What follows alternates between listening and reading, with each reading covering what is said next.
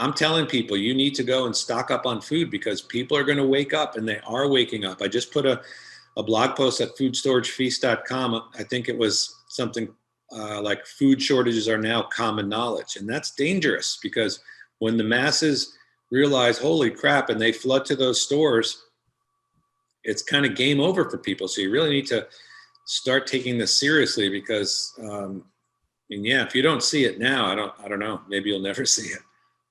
So I think this summer, as we get towards the summer, it really gets scary for a lot of people when they realize, hey, this is for real.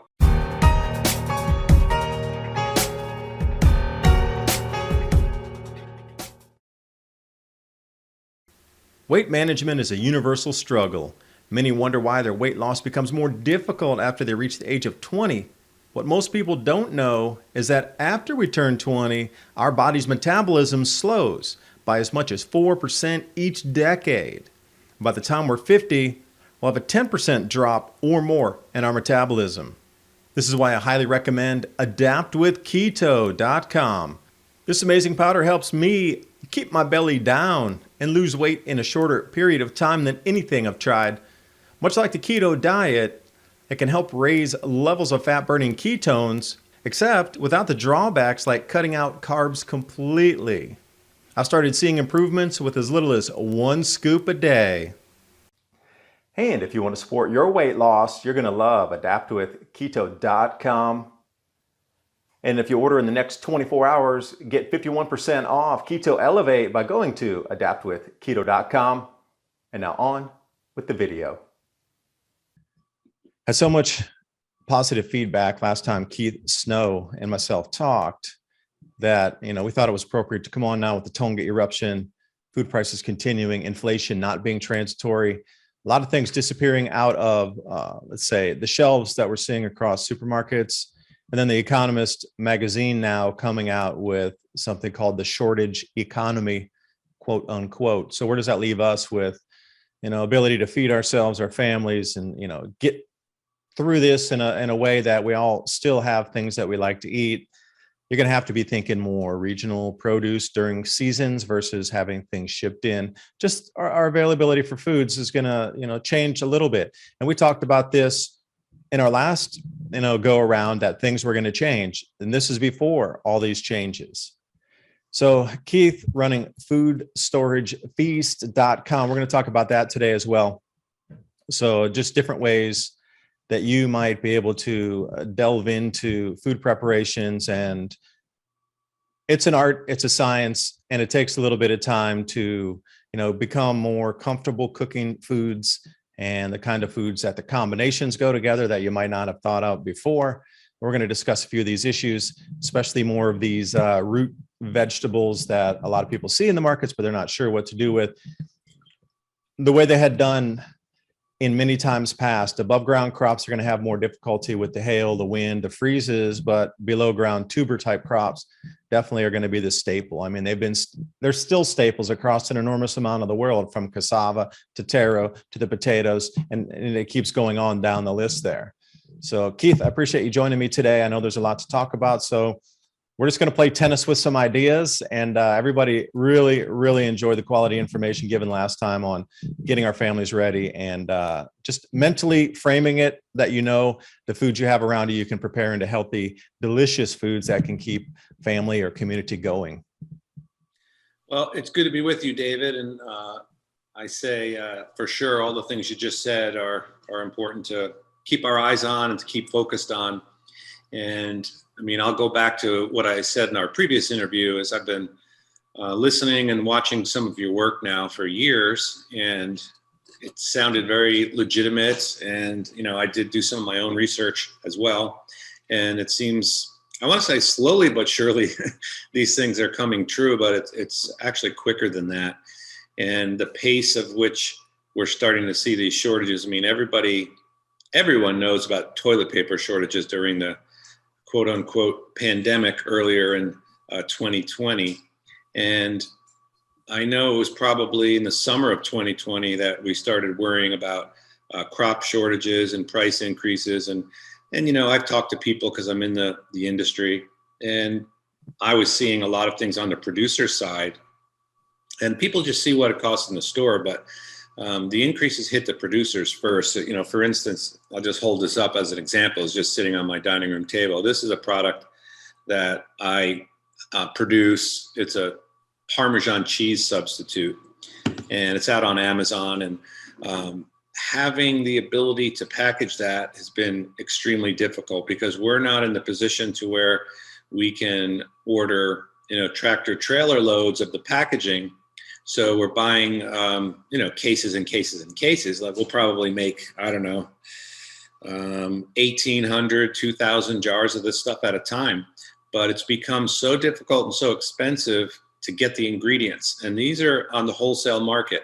Now, the one thing that I do is I use ingredients that are just produced in the United States. That helps to alleviate the whole California port situation.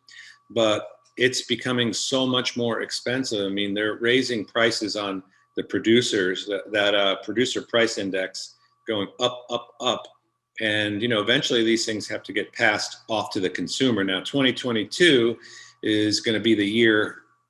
We were seeing it in 2021, but it's really starting to increase now. And a lot of these big CEOs have come out and they said, we can't eat it forever. And, how much of this is manufactured? I don't know. But it seems like all these big companies that are raising prices, they all have a fake meat or a plant-based substitute for us to eat. Now, I just held up something that was plant-based, but it's basically nuts and spices. Now, these plant-based foods that they have, like you just heard recently that KFC has a Beyond Chicken thing. If you look at the ingredients, and having worked in the industry and having customers that wanted some of these vegan things, you look at the packaging on there and there's 60 ingredients in there. And just about all the ones that are monocrops are GMO grown. They're sprayed with pesticides. So it just seems like these big companies, they all have one goal in mind, and that's to kind of make meat usage a luxury and not something that we can all afford. Now, just a little, I'm in southern Utah, and I don't buy a ton of deli meats, but I bought some roast beef recently, $16 a pound. So it's just, the numbers are here, and I think people really need to take their food budget and the entire process of feeding their family, and they need to be more strategic about it, because eventually the costs are going to get to the point where you'll be forced to do it, and you don't want to be, behind the toilet paper shortage. So preparing and using some of the things that we teach over at foodstoragefeast.com and purchasing some reserve food, I think is getting more and more important, literally week to week. I see so many increases in things that we store here at the house, and I constantly keep buying things, and I just remark, well, last time I bought that, it was $1.50 less, and $1.50 is not a lot. But when you look at across the board, your expenditures for food, it's going to really hurt a lot of families. Yeah. Now buy 200 items that have risen $1.50 each. That's where math works. And that's where people understand the math. Yeah. 50-cent rise on a can of soup. Okay. Now go buy a case, and you're buying 12 cans times 50 cents. That's $6 more than it was. And then if you do the math, you're like, wait, how many cans did that used to be? Like they stole 3 cans from me out of the box, literally. And the farm inputs, what we're looking at with the herbicide shortages is one thing, but the fertilizer shortages are another, a couple different facets there. And at the same time, they're using Roundup to kill off any weeds that would be in competition for those same nutrients in the soil for those crops. Now, since there's not enough, and they're already talking shortages of Roundup, specifically glyphosate that I'm not a fan of, but I do know it's a 1-to-1 ratio for fertilizer to percentage of yield decline, and approximately the same for the herbicides. That's counting you're spraying in the rows so the weeds don't come up, which we consider food at times too. If you wild forage, those plants coming up in the fields between the rows of corn, for example, many of them are edibles, especially the amaranth varieties, which really like to spread through fields.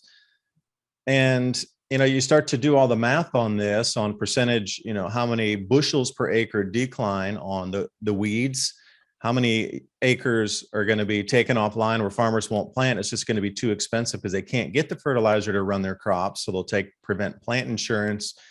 And it just seems to be this cascade of things adding on top of, on top of, on top of.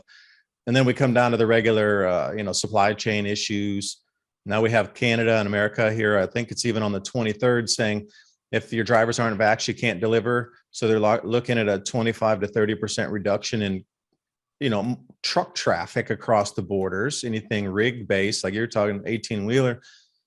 Everywhere you look, it seems like, and then we got the port blockages, and you just wonder how much of this is truly organic, no pun intended, and then how much of it is manufactured, because I can't believe all these things are happening at the exact same time. And then the caveat was the reduction and shut off of pipelines that supplied natural gas into the ammonia to produce ammonia and different types of anhydrous fertilizers, urea, and these sort of things. That all got cut off at the knees on purpose. Those were mandates to shut the pipelines, to reduce oil production. The hurricane hit that one largest ammonia producing plant in the United States. And it just seems like there's so many things that have been man-made in this catastrophe versus natural. So I don't know where you sit with that, or, is it too woo-woo to think and try to connect these dots? Because that's all I do is do a video about a certain set of circumstances. And I'm like, wait, that directly relates to this one. And whoa, it relates to that one. And if you start drawing them across, you get a full-on web of, wait, these are all interconnected here, all of it. And where does it boil down to? What's the final common denominator? Food pricing, your availability to food, and what governments can do to put you in a corner if you have no access to food. Yeah, I agree with what you said. And I guess if you want to round it all up into one little snowball, this is the Great Reset in action. You can clearly see what's happening. So they're using this Great Reset, and think of it like this. Just imagine we're all cattle in a field. The other day, I think about this stuff too much because it does raise my blood pressure. But think about us being, happy cattle grazing in a field. It's sunny. There's beautiful grass. We're biting here and there. It's a huge field, 100, 200 acres. But off in the distance, somebody comes up and puts a cattle gate, a panel, 12-foot panel, one. The cow can still move wherever he wants. That's not a problem. And then on the other side, another one goes in. But the cattle are still free. They can walk wherever they want. And slowly but surely, there's a fence built around them. And all of a sudden, that fence just gets smaller and smaller and smaller. And this is ultimately what's happening to us as people. And it's only going to be great for them. It's not going to be great for you and I. And you were saying, connecting the dots between all these things. Initially, in 2020, 2019, 2018, we were just talking about as this sun activity gets lower and lower, that the crop growing regions would get smaller and smaller, kind of like the analogy I just did with the cows and the gates. So you start to shave off 2 or 3% of your grow zones, in addition to having jet streams that are completely unreliable, and all these polar vortexes and all this kind of stuff happening. More and more things go wrong with your food growing. And then as you move into 2020, now you've got a health emergency. So these type of things can get out of hand quickly, but they all these dots, just like you very smartly indicated, they're all connected. And what all of them eventually do is limit our availability to food, everything that we need to live. And you can see when last year we were just worried, okay, well, people are not working at the food factories or whatever. They have COVID, so they're out, the production's down. Oh, there'll be a little less chicken. Chicken, having been in the industry, we used to buy 25 pounds of chicken wings, I don't know, for $30. Now it's like $140 to buy the same thing. These have real effects. And again, at first it was just, employee shortages, but now it's supply chain issues. And then all of a sudden we have, like you said, all these crises with energy. And this really, this is a great focus point if people really think. Energy is so tied into everything we do. It's not just whether you drive a Tesla or whether you drive a V8. That's not it. The cost of energy directly relates to the cost of fertilizer, which directly relates to the cost of food for farmers' inputs. And I mean, it's getting to the point where it's untenable for many small to mid-sized farmers because, you know, input costs are always a pain in the neck for farmers. And they've all been, again, herded into this system where they're relying on big corporations, Monsanto, Bayer, Syngenta, whoever it might be, getting their seeds and their sprays and all this type of stuff. Then they're selling it into a system where they don't control the prices. And eventually, yeah, the only thing they control is their land. I mean, most of them will have banknotes on them, but the rest of their expenses, their inputs, it's kind of out of their hands. They have no control of it. And as a business owner, and that's what a farmer is, that's a scary prospect.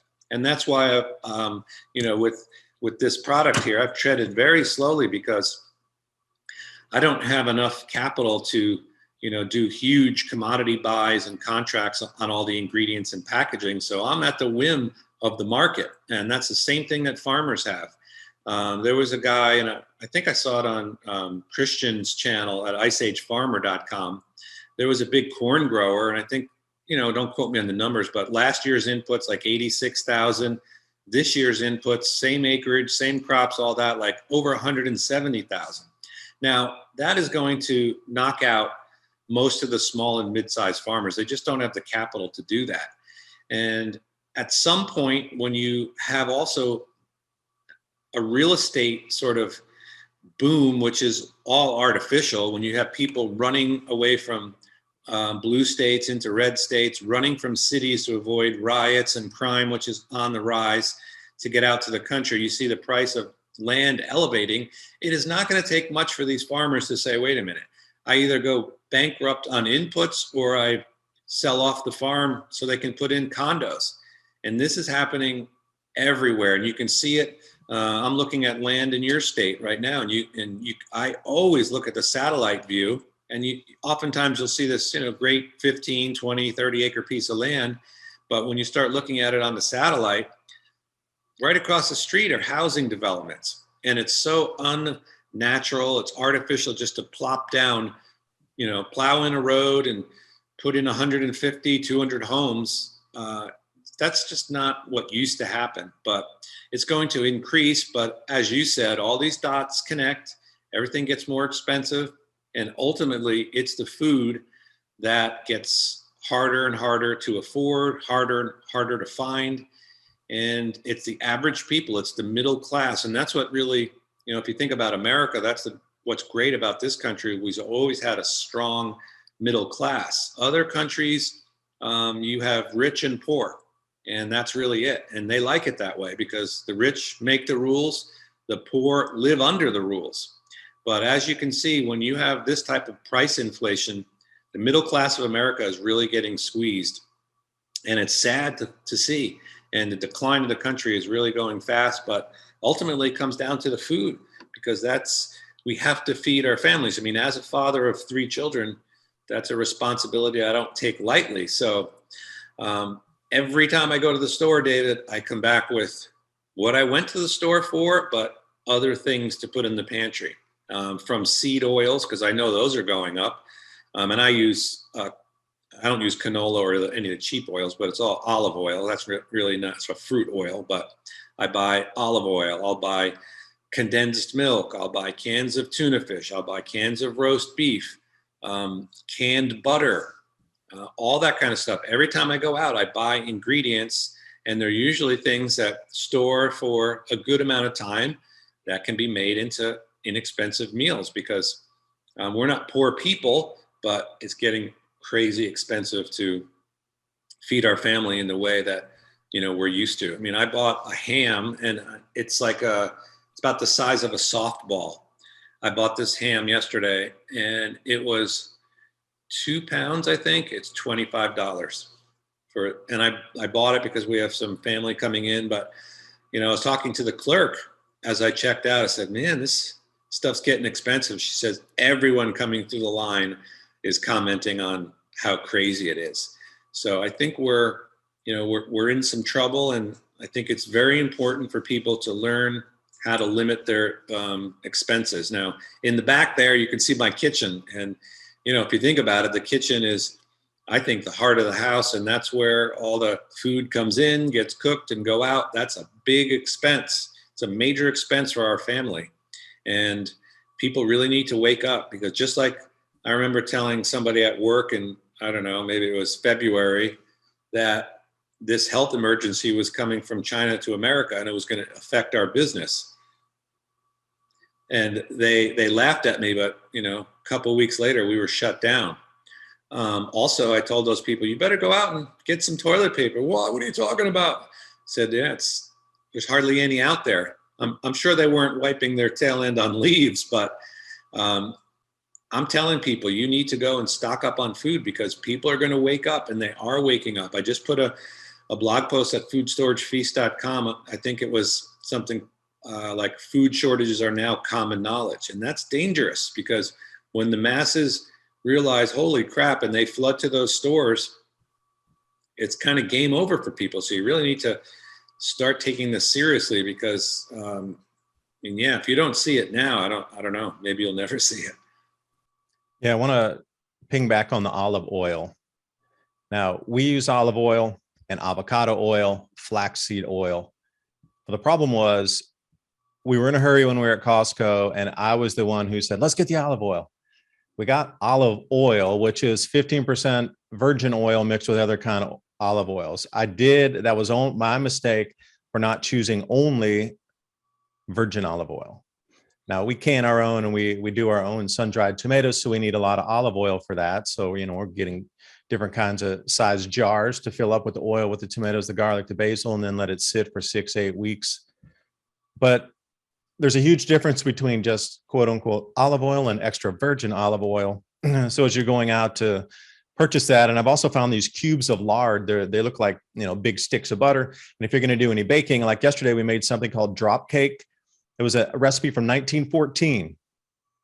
Very different from what you're used to, but cooking in the old style, using the baking soda, the eggs, separating the egg whites and the yolks. It came out really, really thick. So then we put it in a bamboo steamer to give it some fluffiness. And then today, after it's set, putting it in the steamer, it really fluffed up into what you consider more like a sponge cake type thing. But, look in those old recipe books and see what our grandparents or great grandparents had cooked like.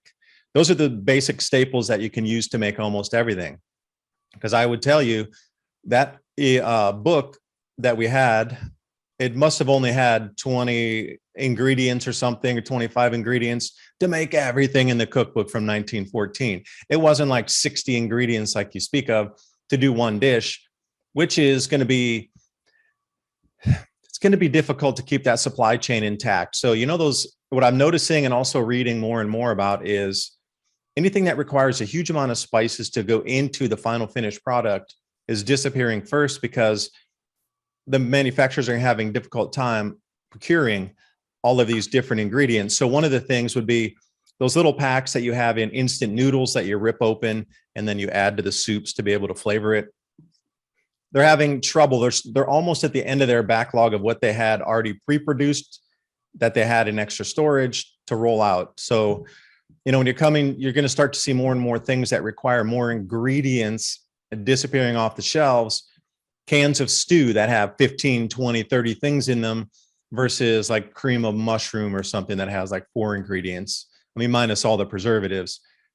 So looking at the landscape, if you can see first where things are going to disappear, those things that have the most amount of ingredients, if that's something you like, need, and always use, target your spending there first. And extra virgin olive oil as well. You're looking at different periphery countries now as suppliers. It was Italy, it was Greece, Spain, but now you're getting something out of like Tunisia. Like, where did that come from?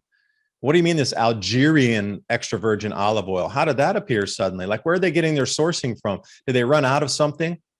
And I was making a joke in one of the videos, being serious at it, knowing that buyers and supply chain managers are going to be moving to different countries of origin. And I said, if you see something coming from Eritrea and that pops up on your store shelf, they are at the end and their backs are against the wall to get anything they can to buy anything to put it on the shelf.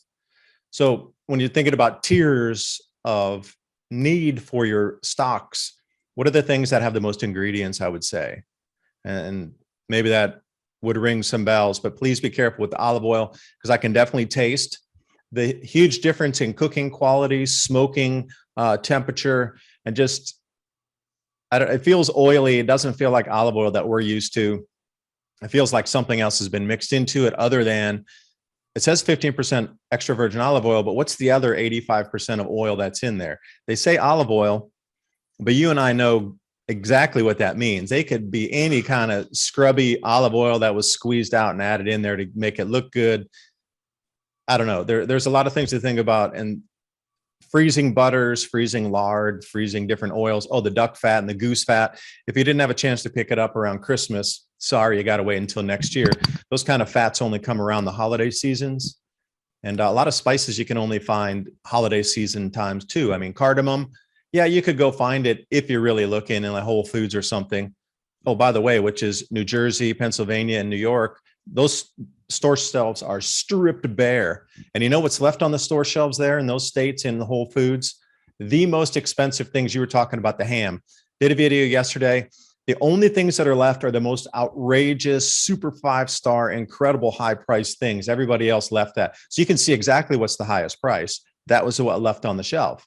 But if you don't have a choice and there's a run in the stores, that's only what you're going to have is what you got in front of you. So do a little bit of early shopping. I don't know. So Keith, let me ask you, when do you think the awakening of most people will come? I am absolutely unequivocally saying a couple of things on a timeline for 2022.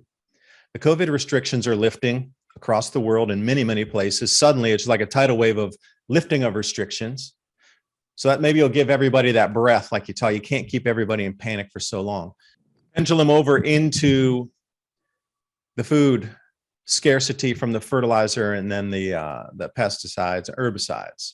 But then I think the trump card is going to be the Tonga thing. Once they realize that global temperatures are going to drop approximately 1 degree Celsius, Southern Hemisphere maturation food crops right now aren't going to be as plentiful as they had counted from the forecasts. And then I think the spiral's coming this year. So what do you think the awakening time is going to be? And then how will people react to it? Yeah, I agree with a lot of what you said. And I think it's by this summer coming up. So we're, towards the end of January. So another 5 months or so. And I think everybody's going to be awake. They're going to realize, holy crap, this is happening. And at that point, they're going to flood the stores. They're going to rush the shelves. And that's going to be a scary thing, because those type of panics, if you have a shortage and it creates a panic, you have a bigger shortage. And these things will really feed off each other. And that's scary. I mean, you don't want to be, on Food Storage Feast, we had this picture, and I think it was Walmart. And this was from, I don't know what year, it was a couple years ago, right before an ice storm or something. And the quote under the picture was like, you don't want to be fighting the zombies in Walmart for the last loaf of bread. And that's what it looked like. There was no bread. I mean, I don't go to Walmart often. I despise the place. But I went in there the other day to get something very specific, protein powder. And I just walked some of the shelves, and man, it was scarce, particularly in the perishable foods are very scarce.